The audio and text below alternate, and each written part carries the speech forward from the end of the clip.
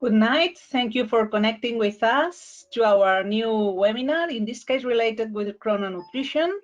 I'm Alicia Santamaria, responsible of scientific communication in Laboratories ORDESA, and the chairperson for today's webinar. The title is Chrononutrition, Influence of Timetable in Children's Health and Obesity, and for presenting this conference, we count with on the support of an international researcher, with Dr. Marta Garaulet. Marta Garaulet is full professor in the University of Murcia, and she's also a researcher in Bingham and Women's Hospital of the University of Harvard in Massachusetts. And well, let's enjoy of the speech of Dr. Garaulet. And I want to remember you also that you can send us all your questions related with this webinar to to the place that you can find at your right with this title, Questions and Chat. Thank you very much. Hello, thank you very much for your introduction. So, and thank you for being there, all of you. So I'm going to talk about a new perspective of childhood obesity. I'm going to talk about chronobiology and internal clocks. So chronobiology is a science that studies the biological rhythms of the living beings. So from the Greek, it comes from chronos, that means time, and from bio, that means life, and from logo, that is study. So this is a science that studies our internal rhythms. The first time that chronobiology started to be, or was created, was by Linneo, and he was used to walk in his garden and to look at the flowers and to see at what time they open their petals. And he represented this beautiful clock that represents the timing of the day, but with respect to the timing of the maximum opening of the petals of the flowers. So for example, here we know that the Scarlet Pimpernel, that is this flower, opens at 8, for example, in the morning. Or also we know that water lily opens at 11 a.m. or different flowers that are represented here have different timing to open their petals. And this is important because this indicates that the timing of the internal clock of these flowers are different among them, and perhaps are related to the sun. But there was one beautiful study in it was in 19th century in France, that thought that this opening of the petals was also present, even though the plant was in a basement without any natural light exposure. So this is internal and is not driven by environmental factors. In humans, Leonard Landois, he was a physiologist in 1885. He started to study chronobiology because he started to measure body temperature to himself every 10 minutes or every hour during 3 days. And he realized that the temperature increases constantly along the day, and it reaches the maximum temperature in the afternoon. This is the internal temperature, the body temperature, and the minimum in the morning. So this was the first time that the circadian rhythm was described in humans. And what is a circadian rhythm? It means circa, means around, and rhythm, dia means day. So these are rhythms that are related to the timing of the day, so to the 24 hours of the day. And if we look to our physiology, we see that our physiology changes during the day. Indeed, we are not the same in the morning or at night. For example, we have the maximum alertness at 10 in the morning, and there is a big and important drop in alertness at 3 p.m. But we see that the greatest muscle strength is at 5 p.m. Or, for example, two biological markers for chronobiologists are the changes in body temperature and melatonin secretion. As you know, melatonin is the hormone, the night hormone, and the secretion starts more or less at 9 p.m. But also our physiological hormones display circadian rhythmicity. For example, we know that the growth hormone is high when we are sleeping. And for example, cortisol is much higher in the morning than at night, because it's the morning when we have to be hungry and we have to move. And at night we have to be relaxed and to go to bed. But also other physiological hormones related to obesity, for example, leptin, or we can talk about ghrelin, about hunger, display circadian rhythms. And you may ask the question that who coordinates this circadian pattern? And we know from several years ago that all of us have an internal clock, a central clock in the hypothalamus in our brain that is called suprachiasmatic nucleus, and is the central pacemaker. It is the clock that regulates all these circadian changes. And this circadian system is rather complicated. For example, it is activated and synchronized with the environment thanks to changes from light to darkness, and the light usually gets into our eyes in the morning, and then goes through this rithm hypothalamic tract to the suprachiasmatic nucleus. And here we have several clock genes that oscillate and are expressed at different timing of the days. And these clock genes send their signal to the pineal gland, and this pineal gland secretes melatonin. So when there is light, melatonin secretion is suppressed. However, at night, with this moon, is when the pineal gland secretes high levels of melatonin. So in general, this circadian system is regulated mainly from the central clock that is in our brain, but also the central clock is able to send different signals to different organs and tissues like heart or arteries and brains and kidney that have their own internal clock that also oscillate during the day. But now we know that it's not only the changes between light and darkness, or the changes, the sun or the moon who regulate the circadian system. We know since several years ago that also the changes in eating and fasting, or changes from activity to resting, or also changes in internal temperature are able to regulate the circadian system and mainly to synchronize all these clocks in our internal body, in our body. But as I said, this is a rather complex system, so it can be disrupted. And chronodisruption is a new term that has been defined in physiology as the alteration of this chronobiology in our body. So perhaps we can have alteration because the rhythm, the circadian rhythm of our main clock in the brain, perhaps is aligned with the clocks in the peripheral organs. However, when there is an alteration, there is an antiphase or an opposite relationship between these clocks.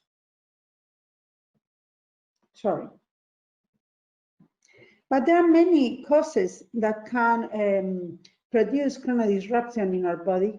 For example, when we have weak synchronizers, for example, very weak light, or we have continuous light, as happens, for example, with the artificial light, that sometimes we have the same light intensity across the day, or for example, eating. If we are constantly eating, we are snacking all the day, at night, our body is not able to distinguish what is night and day, and we have also chronodisruption. But we can also have conflicting synchronizers. And what is this? So, for example, if we eat at night, our body doesn't understand because it expects us to be sleeping and not eating. Or, for example, a changing synchronizer, that is the case of shift workers. For example, the night shift workers that go to the day regular day activity during the weekend have these changing synchronizers between the week and the weekend, and it can produce also chronodisruption. But there are also many factors related to chronodisruption and related to alteration in the clock. For example, clock genes disruption, for example, genetic variants that have been associated with obesity, or a mutation in animals that show that mutation in clock genes is related to different illnesses. But also there can be the case that the peripheral clocks are desynchronized from the suprachiasmatic movements. But another causes of chronodisruption are problems in the outputs. For example, when we get old, then melatonin secretion is impaired, and then there are also chronodisruptions. And also, for example, when we are stressed, we have alteration in the natural circadian rhythms of cortisol, and then we have also problems in our circadian system. And why is this important? So this is important because nowadays we know that the chronodisruption may be associated with obesity, may be causal of obesity, metabolic syndrome, cancer, cardiovascular diseases, mood changes, and also cognitive damage, including, for example, Alzheimer's illness. But we have been studying during the last 10 years in my team and also in Harvard University, the association between chronodisruption and obesity. And we have been focused mainly in adults, but there are very few studies in children. So we wanted to know what happened in a population of children that is called on-time junior. On-time comes from obesity, nutrigenomics, time, and Mediterranean. And it was a study performed with well-recruited children from 2014 to 2016 in Murcia, that as you can see in this map, this is Spain. Murcia is located in the Mediterranean coast, here close to Granada, and it's a very sunny and Mediterranean diet town. So there we recruited 432 children, half boys and half girls, from 8 to 12 years in this Mediterranean area. And this is Nuria, the person who has done her PhD with this data. So the first thing we did is to try to measure the rhythms, the circadian rhythms or the daily rhythms of the children. And we wanted to do it with non-invasive tools. So for that purpose, what we did is that we put this special watch in the non-dominant arm, wrist, and this special watch has a sensor for temperature, another for activity and position, and also they had a light sensor in the hanging from their neck. And this is, for example, a regular rhythm, a normal rhythm, a healthy rhythm of wrist temperature in an adult population. So usually for us, during the night, when we are sleeping, we have high levels of wrist temperature. So this temperature make us sleep. During the morning, this temperature decreases, and this is like a biological alarm clock for us. When the temperature decreases since a level, then we get awake. And then we have an increase after meal timing that in Spain is at 3 p.m. and that is regularly coincides with siesta. And this is when we have the higher temperature, so we feel more sleepiness. And then if we are young and healthy, we have an area that is called the maximal awakening area. And this area, if it is very low, this prepares you to go to sleep. And this is very healthy to have this low, this high, and the siesta, the postprandial high.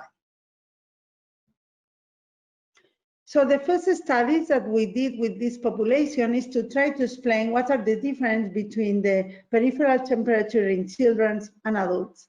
And what we see is that children have a longer sleep. This is the sleep timing, and this sleep is biphasic, has a biphasic pattern, while in adults is a monophasic pattern. And what does it mean? It does mean that because the sleep is longer, then it tends to divide into different sleep periods of 4 hours or 4.5 each one. Then we see that there is a decrease in the waking time, and this decrease is much strong than in adults. So children have a high, an important alarm clock to wake up. We have a decrease in the activity in the temperature when they go out to the playtime because they are active and they are not sleepiness, they have not a sleepiness at all. However, when they are during the classroom, during the week in the school, they have a little bit of sleepiness.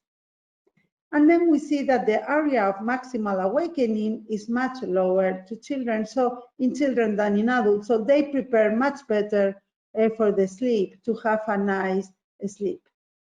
This is the eye button that determines peripheral temperature every 10 minutes during the day. Here we see the circadian rhythm of activity.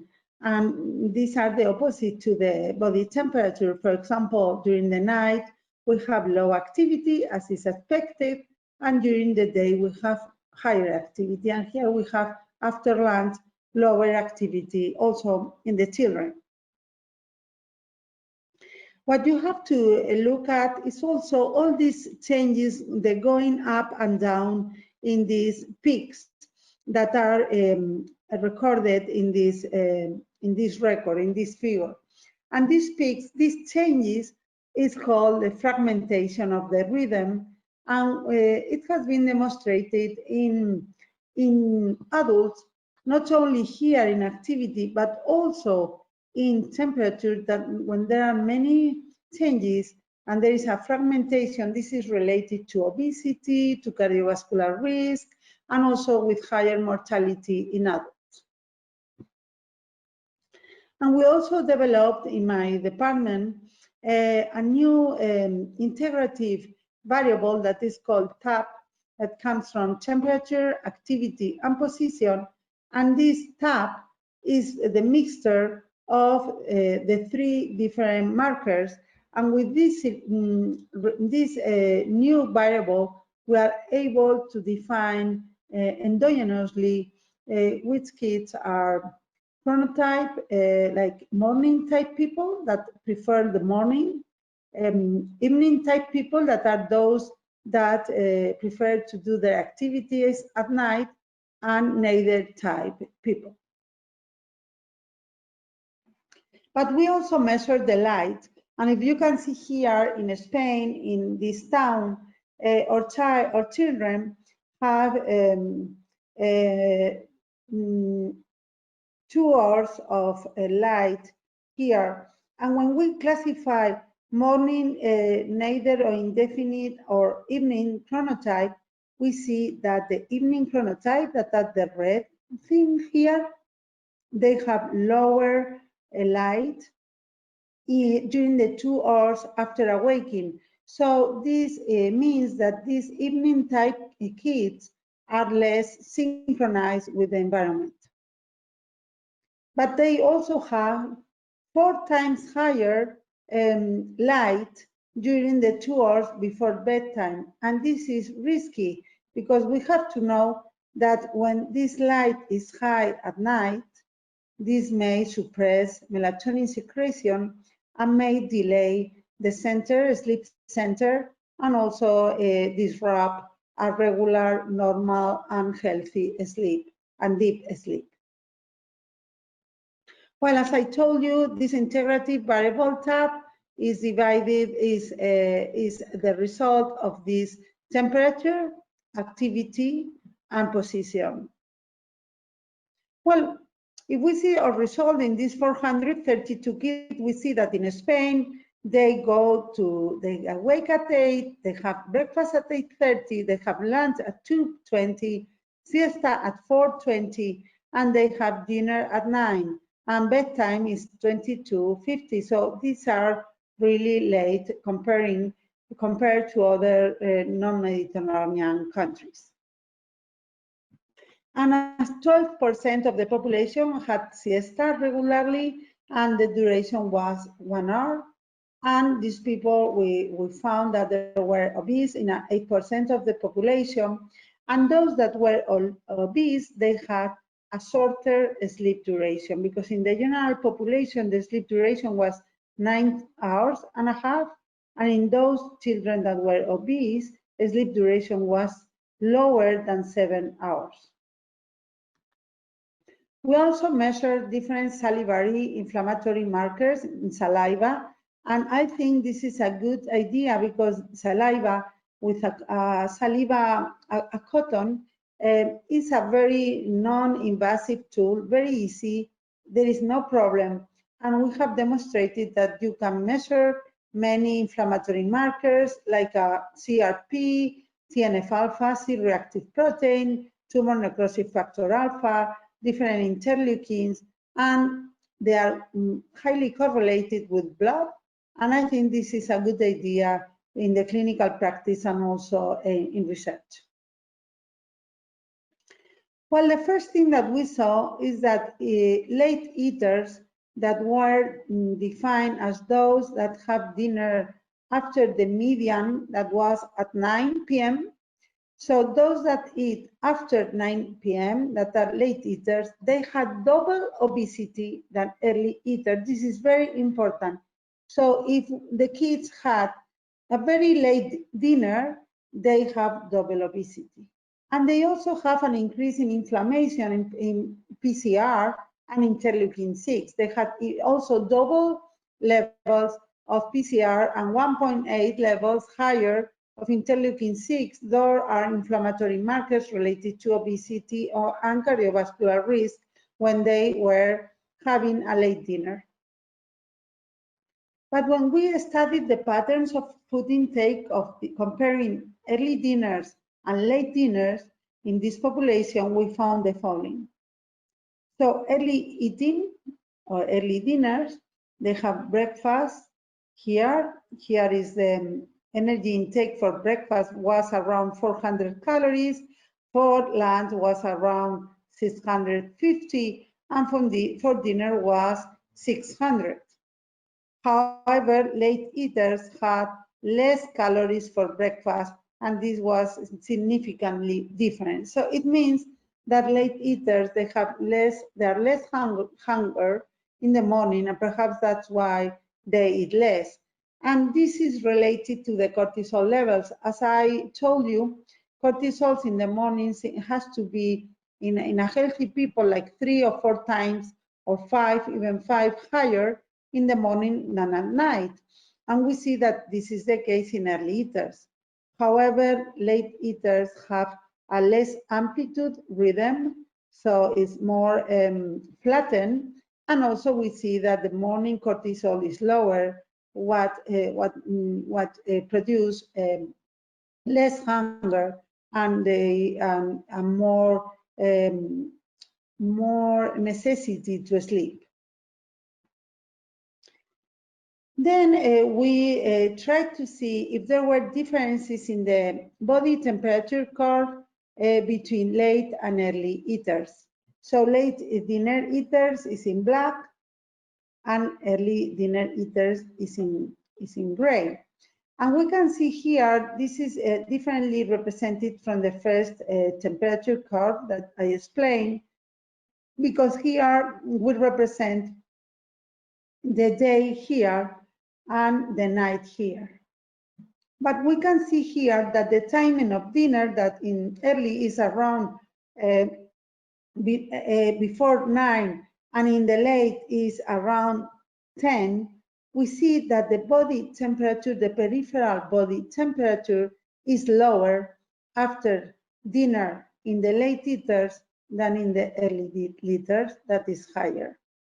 And what does it mean? This suggests that there is a lower energy expenditure after eating. I mean, a lower specific dynamic effect. So eating the same amount of food, you have the dissipation of energy, and the burning of this food is lower when the kids had a late dinner. What can be affecting or influencing that late eaters were more obese. But we also saw that the amplitude of the rhythm, that is how much it goes up and down, and the amplitude is a marker of healthy chronobiology. The amplitude of the total rhythm of the temperature was decreased in the late dinner eaters, so meaning that they have more chronodisruption. When we represented the maximum temperature level, we see that in the early dinner eaters, the maximum temperature level was at 3 in the morning at night, 3 a.m., while the late dinner eater was near 4. So there is 1 hour of delay in the center of sleep. So late dinner eaters have, when they get up, if they get up at the same time, they get up more tired, as we can see also in the cortisol levels. But we wanted to know if the timing of dinner, what is a late dinner? Because it may be the case that a late dinner is not the same for everybody. And indeed, in adolescents, we studied in different 100 students at Harvard from the first year at the university. We studied one marker that is called the melatonin onset. And this means when melatonin starts to increase, that is around 2 hours before going to bed, that is when we can consider that begins the biological night. And is this the case that there are some people that are called early dim light melatonin onset, because this onset of the biological night is determined by measuring melatonin every half an hour during the 5 hours to see when does it increase. And this is in dim light conditions because, as I told you before, the light suppress melatonin. So we have to be in dim light conditions. So, well, when we studied the biological night, we see that there are some children, some adolescents that have the onset of melatonin close to 7 p.m., but that early dim light melatonin onset. Others have around 10, that is normal dim light melatonin onset, and others have the onset of the biological night very late, like this case that start at 1 p.m. and 1 a.m. Sorry, 1 during the night, but yes. And what does it mean? So it means that, for example, for this person to have dinner at 8 is late. But for this normal dim light melatonin onset is early. And for this late dim light melatonin onset to have dinner, for example, at 11 p.m. can be an early dinner.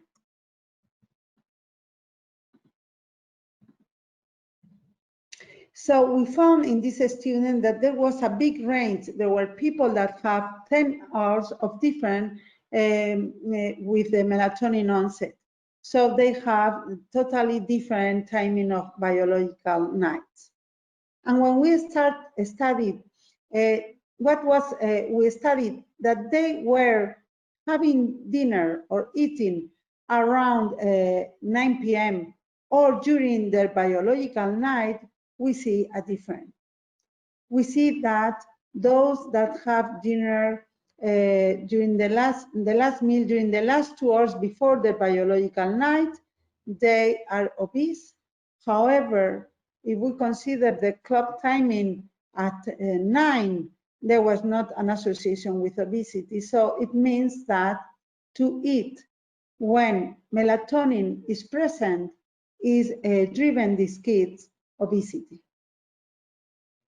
So this goes with our hypothesis that we have just published in Annals of Endocrinology, Trends in Endocrinology and Metabolism, sorry. And we just published a review. If you are interested, you can read it. That is showing how we propose a new hypothesis. That is, the problem is the concurrence of timing of eating with melatonin, because we are not done to eat at night.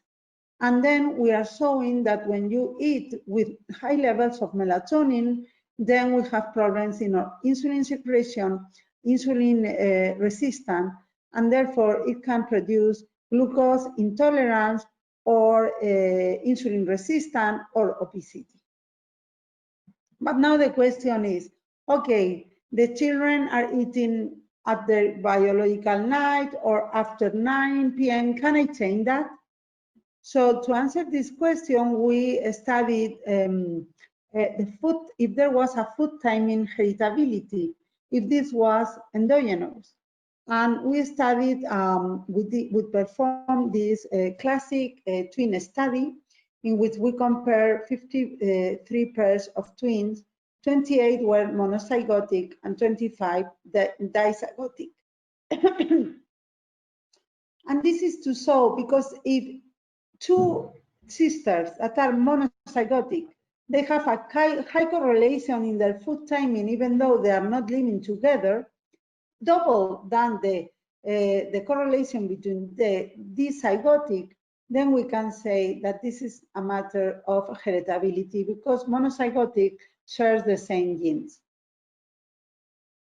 And what we found is that the midpoint of intake, that is we have defined it here, that is the difference between the breakfast timing and the dinner timing in the intake. We see that there is a pretty high heritability in the timing that we choose to eat. But this heritability is much higher for breakfast, that is a 56%, than for lunch. And for dinner, this is not endogenous. This is not driven by our genetics. This is driven by our behaviors and our environment. So then, to answer our question, the answer is that it's very easy to change the dinner timing, because it doesn't depend to our biology, it depends on the environment, and we can change our environment. So then I recommend you to tell the families to advance as much as possible dinner for the kids, because if they eat during their biological night, they can be in risk of obesity. But there is, in chronobiology, there is another important concept, that is the individual chronotype. And we have been seeing in adults that to be an evening chronotype can be associated with obesity, with cancer, and with cardiovascular risk. Indeed, To know what is the chronotype, we know that there are some people that prefer the night to perform their activities, and if they had to choose when, for example, to do an exam, they would like to do the exam in the evening or in the afternoon. However, and these are evening type people, but other children are morning type, so they get up very early in the morning, they are very active, they are very happy, and they would love to do their exam in the morning and not at night. So these are the two chronotypes, extreme chronotypes, that is morning and evening. Also, although there is a wide range of population that are neither type. And you have to know that adolescents in general are more evening type, and this is related to their hormones, while when we get older, we are more morning types. So thanks to this integrative variable that we have defined, we were able to really objectively determine in these 432 kids who were morning type, indefinite, or evening type. And this was when we determined the acrophase, or the maximum level of the activity of TAP. And with this classification, the acrophase, we defined that the morning type were those that had the acrophase at 2, neither type at 3, and evening time close to 4. But I understand that this is difficult because we should have to do this objective measurement is only for, well, you can do it with these watches, but also it's more complicated. However, you can also assess or estimate the chronotype of the kids that go to your clinic. For example, with this formula, for example, if you get up, for example, you go to bed, at 12 at night, at midnight, and you wake up at 8 in the morning, there are 8 hours of difference. You divide by 2, and this 4, you add this 4 to the bedtime, to 12, to midnight. Then the center, the sleep center, is estimated at 4 a.m. and this person is neither type. Why? Because we know that those that have the sleep center from 1 to 3.5, these are morning type. Those that have from 3.5 to 5 to 5 are neither type, and evening type are those that have their sleep center later than 5. And imagine 5.5. Then some kids that are very evening type have the sleep center at the same time that they have to get up in the morning at 8:30, and that makes them to be tired, they are not hungry at all, they have high levels of melatonin, and they would love to stay at bed. And what happens with the sleep? So we see that the depth of sleep, that is a marker of healthy sleep, a higher depth is better. And we see that evening type in these kids, they have a lower depth of sleep. But also a regularity of sleep is also a very good health marker. And we see that evening type are the group of children that have the lowest regularity.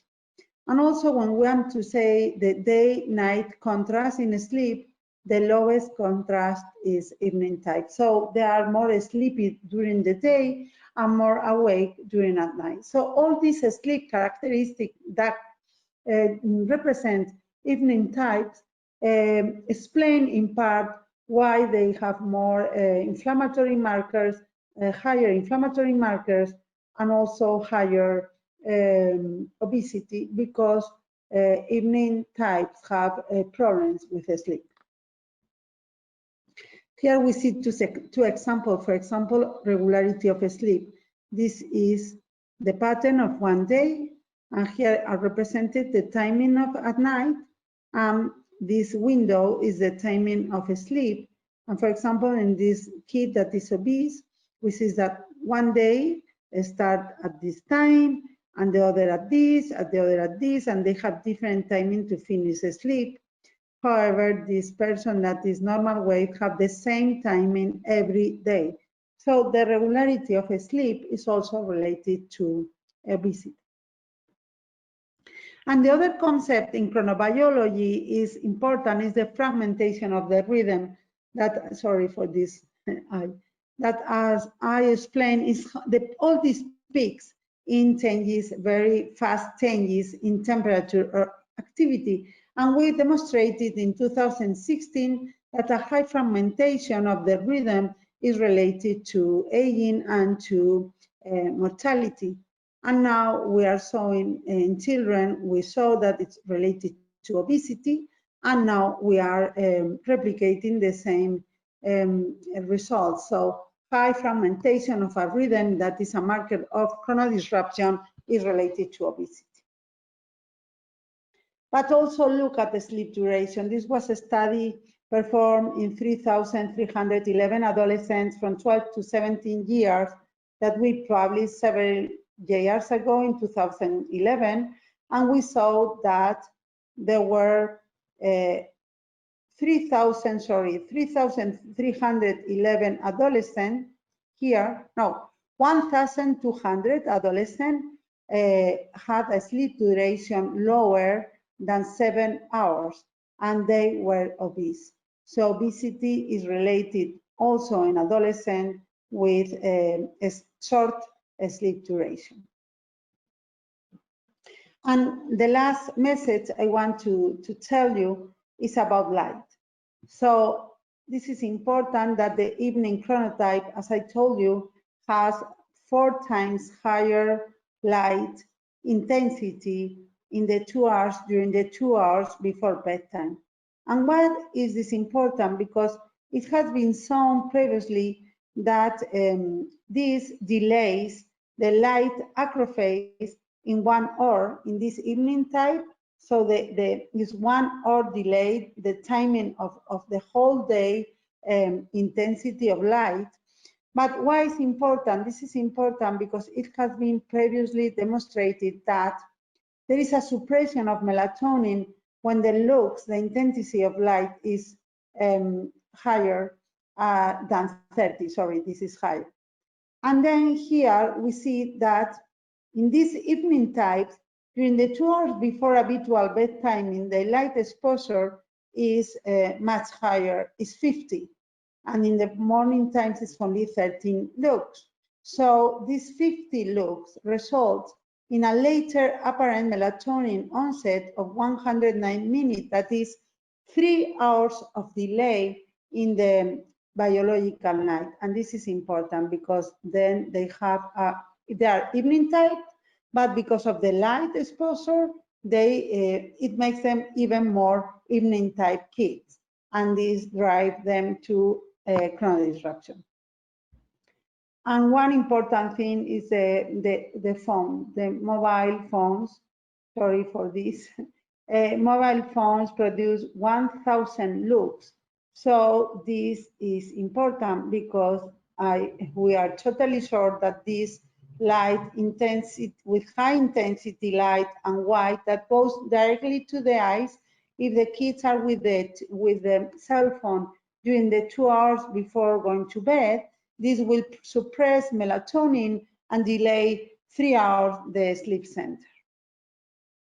So in general, evening type kids are shorter sleepers, they have late dinners, they have also social jet lag. This means that the sleep center have 2 hours of difference between weekdays and weekends, and that makes an important chronodisruption in our internal clock. It's like these children were traveling to another country with a different timing zone, and then all the internal clock has to readapt to this difference in the internal timing. So this is also related to obesity, social jet lag.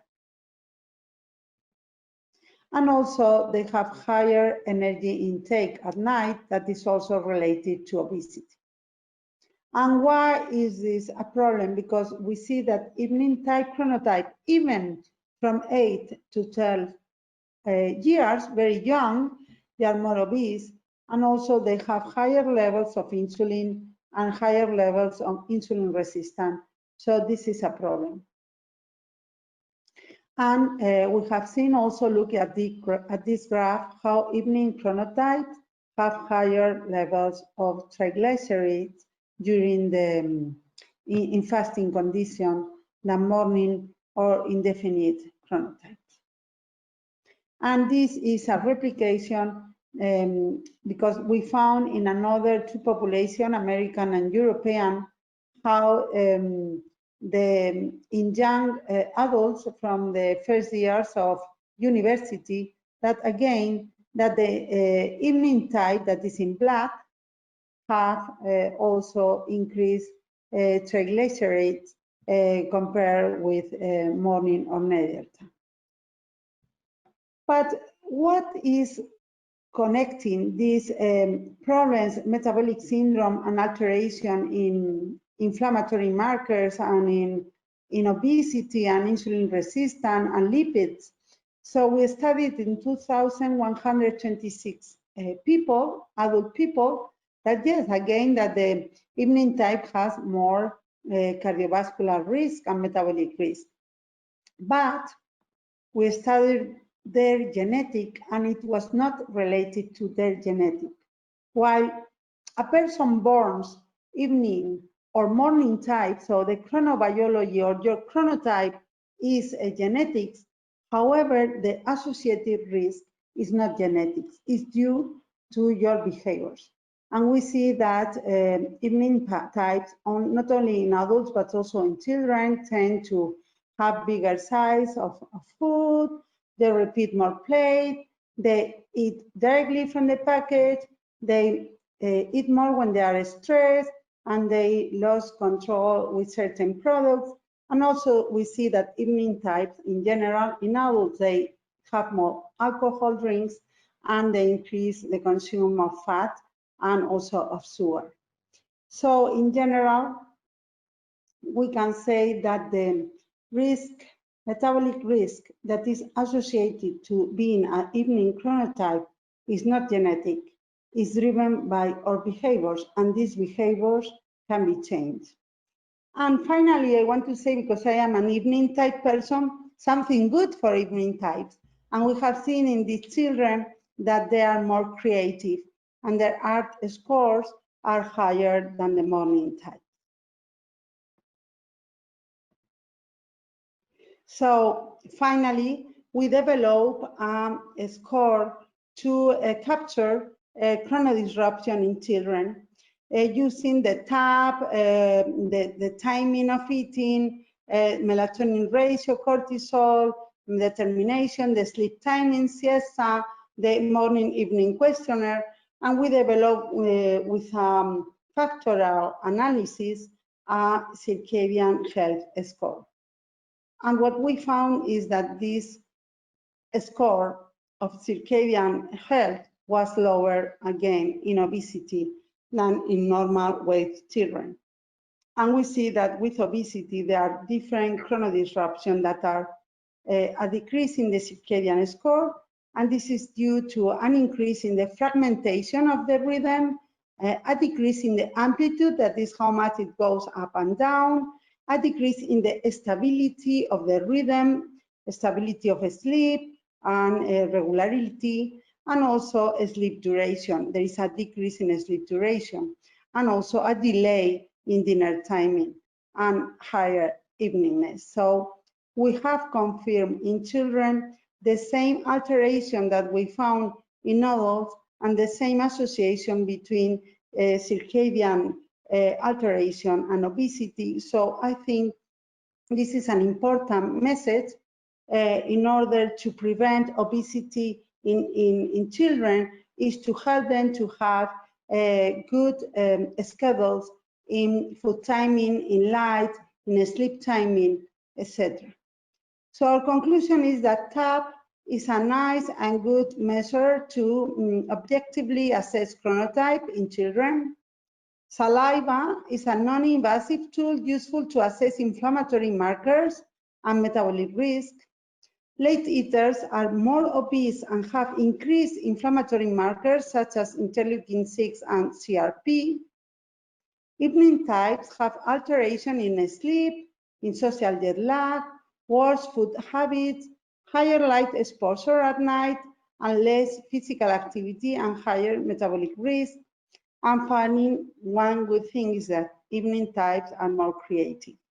So thank you very much. And this is a book that I have written, but I am very sorry because this is in Spanish. But if you want, if you have any editorial in your country that is interested to translate this to English or to your language, I will be happy. This is a very easy book to understand our biology related to the clocks. And these are my kids that design all these figures and all these beautiful designs. And this is my team. And this is my team at Harvard with Frank Tier and Richard Saxena and Hukun. So thank you very much for your patience and for your listening.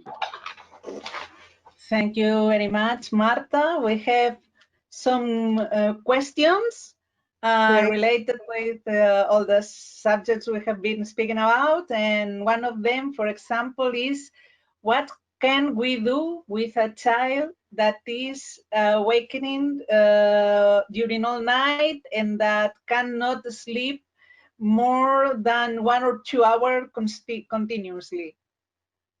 So we have to know that children, especially very babies, have a very immature circadian system. And also they don't have circadian rhythms. They have ultradian rhythms. So they have rhythms every 2 hours, every 4 hours, and that doesn't coincide with our rhythms. So that is a big problem because we want to sleep and they don't sleep. So if this happened during the first 2 years, this is normal. But if this happens after 2 years of age, then we have to see, we can see to a doctor to try to see what is happening with the circadian rhythm and what is producing this alteration. However, an important thing to do is really to avoid any light at night, to be totally in dark condition, because then we really have a nice increase of melatonin.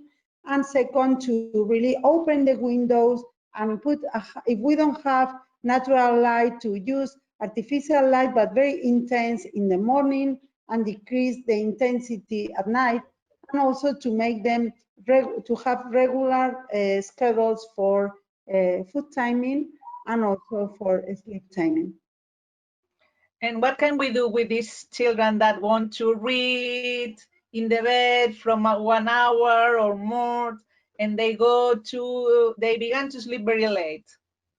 We have to be very hard and strong to implement a good schedule in our family. This is not easy, but there is one paper that have demonstrated that evening type parents or family have evening type children, but this is not because of the genetic, this is because of the behaviors in the house.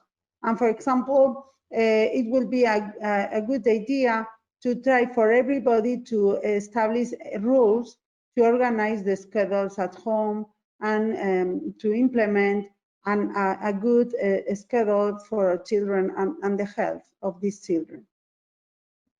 Yes, and we have very important is to avoid the cell phone during the 2 hours before going to bed, and especially when they are at bed. Yes.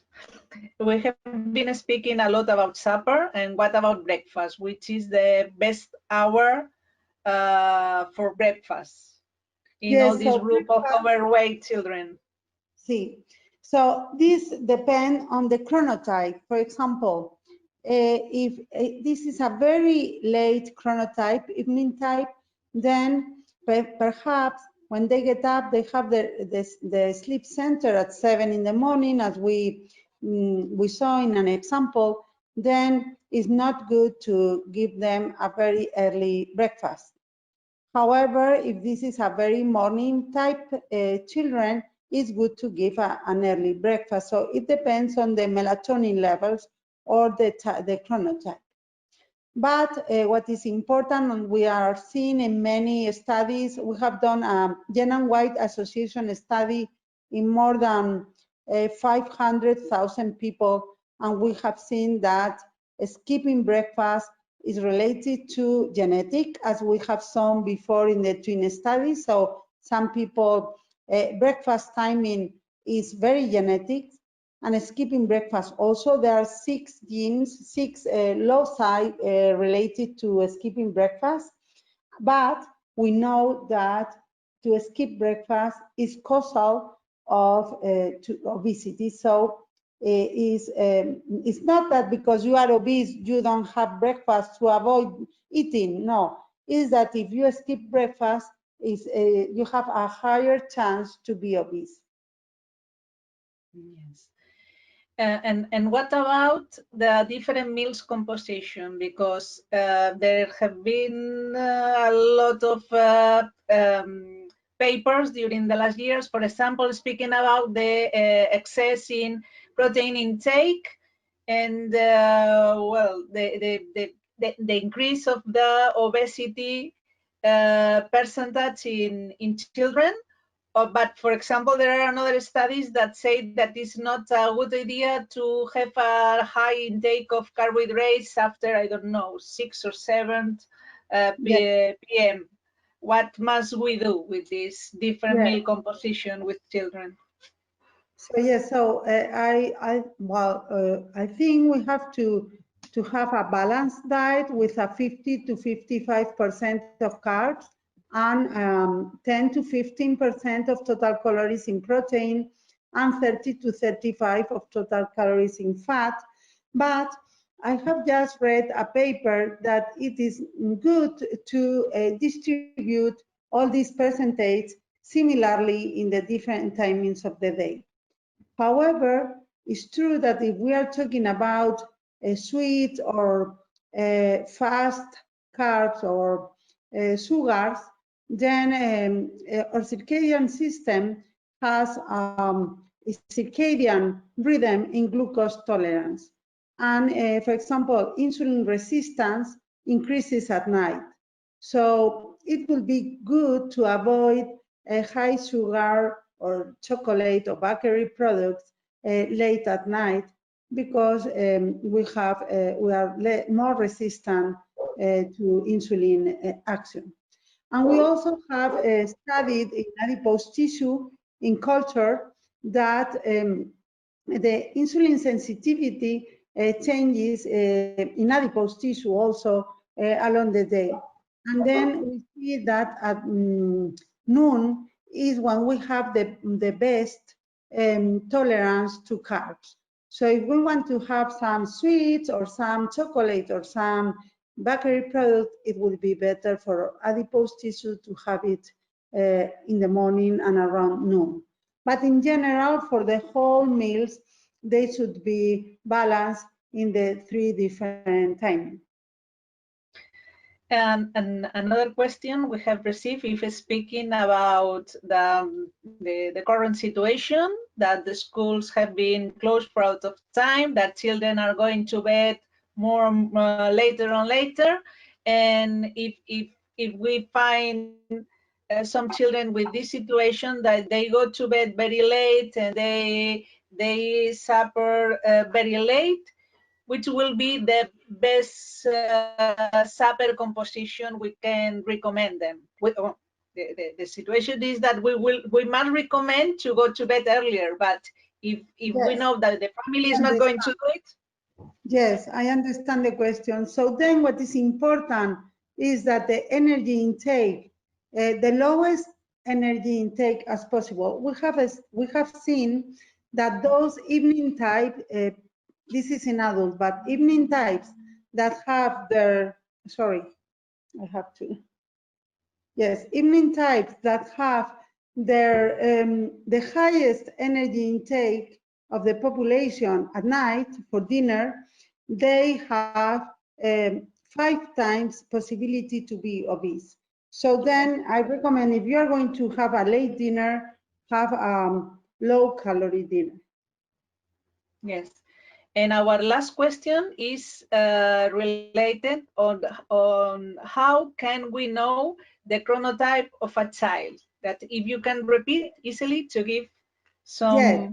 recommendations on how to make the calculation. Yes. Yes. So for example, if your kid go to bed at midnight, imagine this is very late, but midnight, that is 0, okay? 0. And then gets up at 8 in the morning.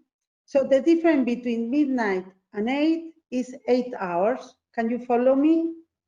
Yes. 8, because it's 8 hours. And then we divide that by 2, and it's 4.